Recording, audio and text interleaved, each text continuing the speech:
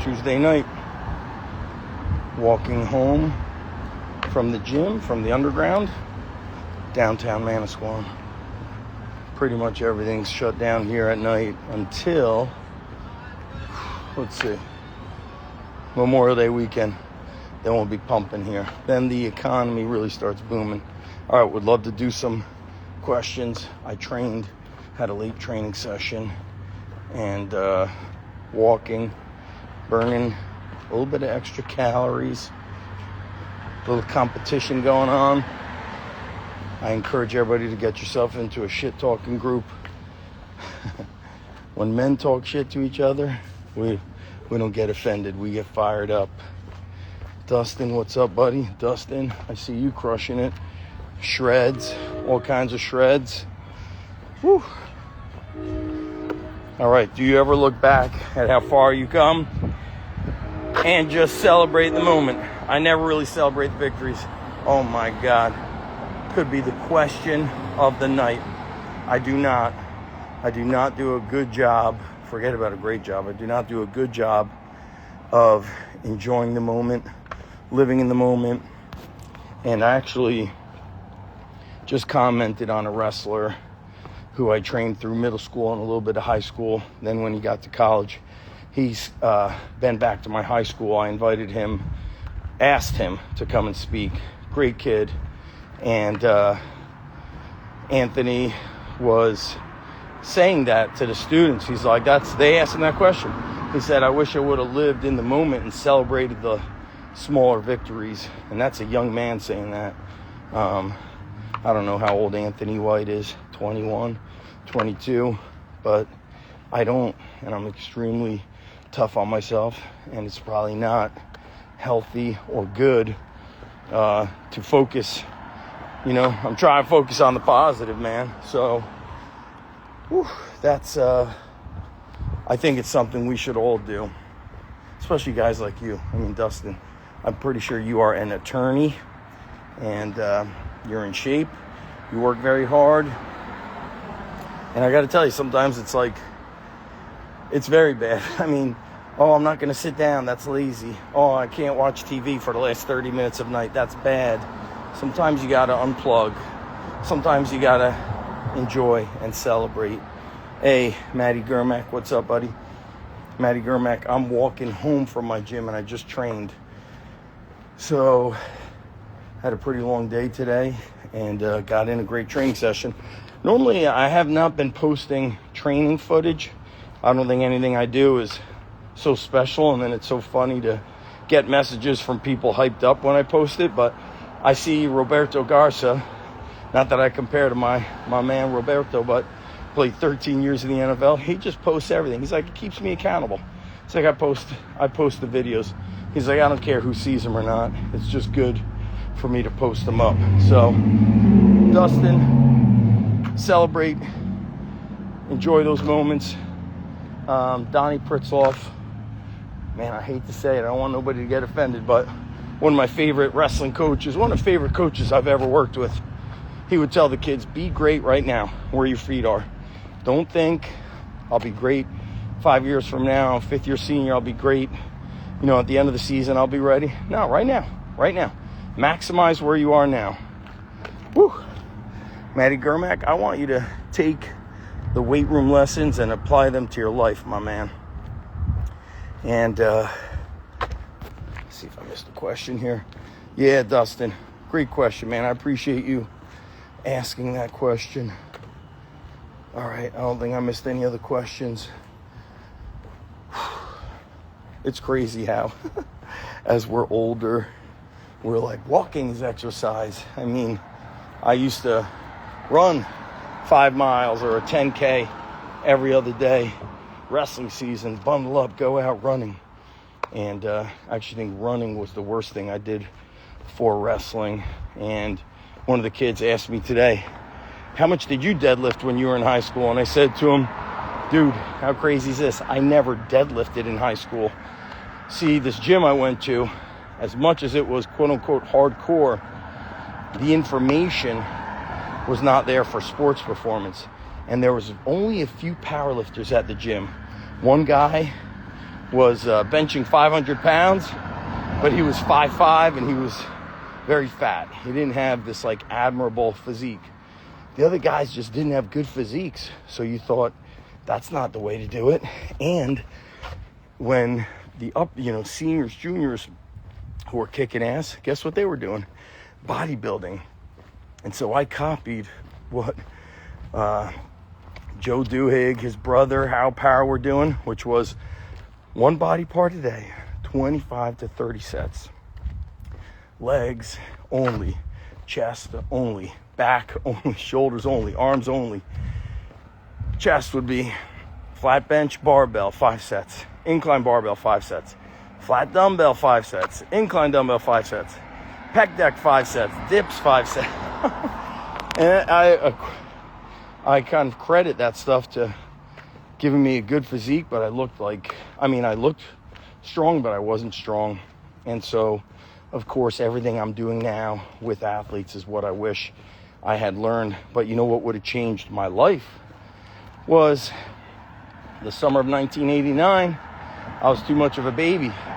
If you've read the Encyclopedia of Underground Strength, I was at this gym in this guy's basement in Israel. And that is Andre, but his name was spelled Endrei, Endre Holzer. He was on the junior national weightlifting team for Romania. And, oh yeah, great shirt. Yeah, Muscle and Fiction magazine, we called it. So, if you look at my YouTube, there's a video called The Romanian Weightlifter Who Made Me Cry. And he was doing clean and jerk, split jerk, snatch, squat jumps. And I saw him doing this stuff in the corner. His gym had all these machines for everybody else. He trained in a corner like a savage. His technique was impeccable. Reminded me of Ilya Ilyin, Olympic champion. He did get popped for drugs though. But, as they say, it's only illegal if you get caught. That's what those guys did. But his technique was flawless. And I didn't know what the hell that was. And if I would have learned weightlifting at age 13, and then I would have been in these bodybuilding gyms, there was no bumper plates. I never put my hands on bumper plates until something like, I don't even know when I put my hands on bumper plates. Like 2007, I opened the warehouse of the Underground, but I bought my first Joe Weider plates. They had like rubber on them. They weren't bumper plates. 1989, I would have been doing cleans inside of bodybuilding gyms. And so, big mistake there. And I'll tell you, when I was in my early 20s and I started power bodybuilding, and I was out of my bodybuilding days, but the guys at Diamond Gym, the internet came out. I started reading about Dave Draper doing muscle cleans. And so I started doing that stuff. And I remember my back and shoulders and traps blew up. And I started doing farmer walks in the gym. I started carrying the heaviest dumbbell, like vertical, one hand over the other, like a 90-degree vertical curl carry. Just remember, my body got like thick.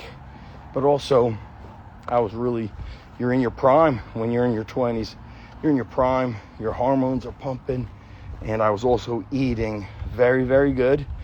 And early days, shout out to my boy Sean Phillips, EAS, Phosphagen.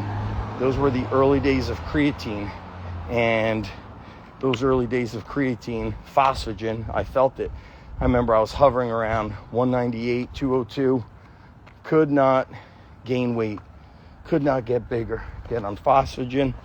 I creep up to 208. My bench was stuck at 275 for a while. Now I'm benching 315. I remember my squats really went up, squatting 405. And then as I started going on the Phosphagen, 495 and 545 for a triple. And that's with bodybuilding stuff. Ugh. Smells like pot out here. Pretty gross. So, across the street here. Hey, my guy Evan Marcus, you missed me talking about early days old school gyms. wish I would have learned weightlifting when I was 13 years old in Israel. Would have changed my life. Evan Marcus was mentored by Anthony Ditillo. I featured his books in my series Iron Roots, called The Development of Muscular Bulk and Power. What a great book title. Today, all book titles are buzzwords and just focused on selling. Back in the day, writing a book meant you were a true expert. Today, we don't know who's writing books. AI is writing books. ChatGPT is writing books. Transcribing the podcast is writing a book. There's no real, I don't know how you say, there's no genuine nature behind that. Yes, I remember Cybergenics.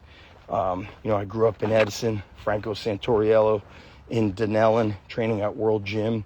He was a pro bodybuilder, won the nationals. That dude was massive. Cybergenics. Oh yeah, that book was great.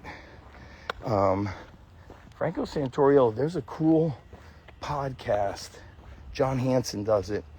It's something like, Golden. I wish I could remember. But John Hansen is like 60 or 62. Natural Mr. Universe. Looks amazing. And he gets all those guys from the 80s and 70s on his podcast. Tremendous stuff. By the way, I will be meeting Lee Haney next week at Sore Neck Summer Strong. And of course, I will tell him that I used to watch the Lee Haney workout Sunday mornings. I had the Lee Haney workout VHS tape. He had a gym called Animal Kingdom Gym. I mean, talk about an amazing name. So, what great times. It's about a half moon. My old wrestling coach's dad was chief of police, and he told me long ago, he's like, my dad told me that when the full moon is out, the crazies come out, and they would always end up having more problems, arresting more people. He's like, a lot of people think that's just like a fallacy, like a myth. He's like, it's not, it's true.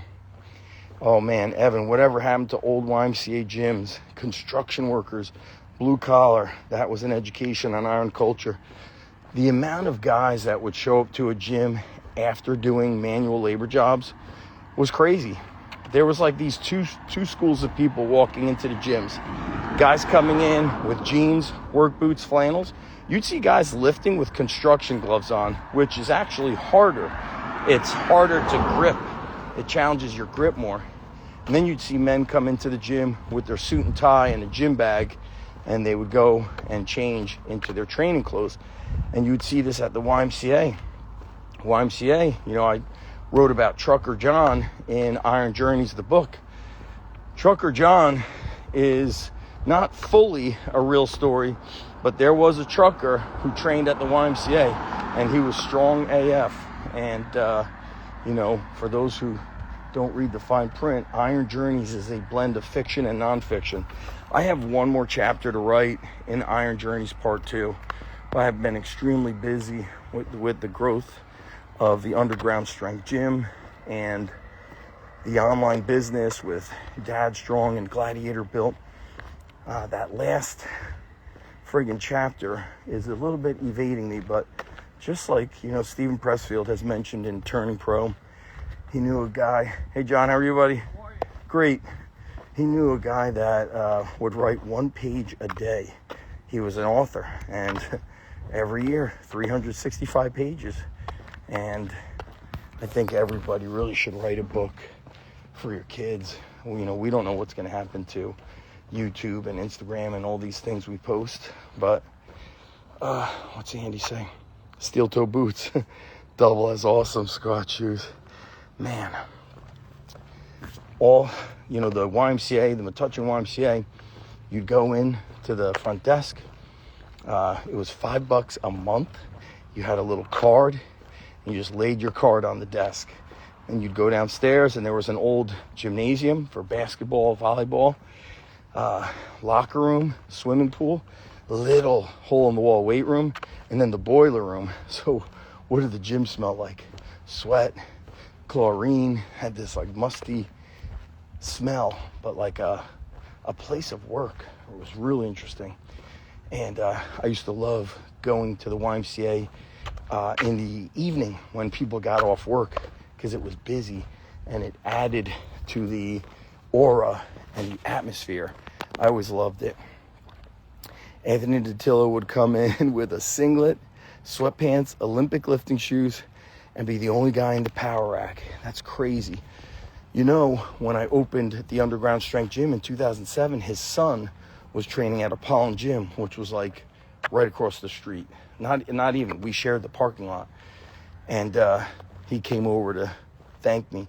You know, the Underground Strength Show had Underground Strength Show episode 1 through like 120 or something. People, that was the beginning of, you know, this kind of old school strength stuff taking off. People really loved it. It was a special time. Hey, Scotty Colby in the house. Scott Colby, look on my Facebook. I posted the bloopers from Bodyweight University, which I remember you bought the resale rights to 20 plus years ago. All right, guys, I had a good upper body session. I'll post up some videos. Walked home, got the heart pumping, got to talk to you guys, got to talk to my guy, Evan Marcus. Man, I can't wait. I haven't seen Evan for years. It's been, 7 years. Matt Simmons, what's up, my bro? 7 years. I saw you at Rutgers when we spoke at that science clinic, but now Sean and Michelle work at University of South Carolina. Evan, I wish you could make summer strong. All right, guys, I appreciate you. I am out of here. Have a great night.